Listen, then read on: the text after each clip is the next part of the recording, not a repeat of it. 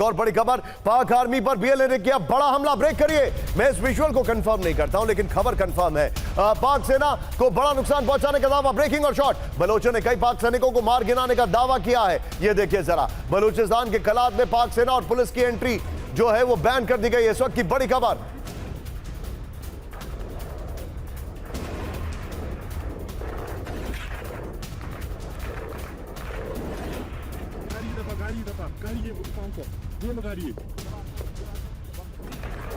राजन sir के पास चलिए। राजन sir, Bloch अपने आप से धधक रहा है, what is your take sir? देखिए, ये तो पाकिस्तान को समझने, ये जो हमला भी जो हुआ था, एक तरह से जो बलूचिस्तान में जो घटनाएं हो रही थी, जिस तरह से पूरे रेल को आप इमेजिन कीजिए कि वो ये कर लिया था, कैप्चर कर लिया था बलूची फोर्सेस ने, तो उसको डाइवर्ट करने की कोशिश के लिए यहाँ पे पाकिस्तानी आर्मी ने हमला करवा दिया कश्मीर में।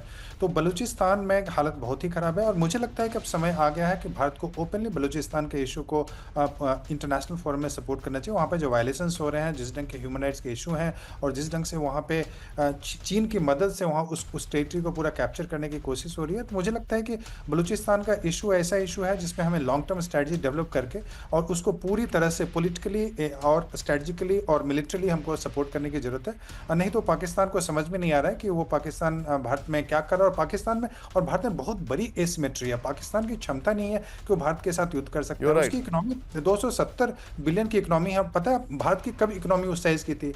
1980 और 90 के दशक में वो साइज की इकोनॉमी थी। उससे हम 35 से 40 साल आगे निकल चुके हैं, लेकिन पाकिस्तान हमें फंसाने की कोशिश कर रहा है। उसकी स्ट्रेटजी यह भी है कि युद्ध में फंसे और भारत की इकोनॉमी, ये बेसिकली स्ट्रेटजी सर मुझे चाइना की ज्यादा दिखाई दे रही है पाकिस्तान से ज्यादा, टू बी वेरी ऑनेस्ट।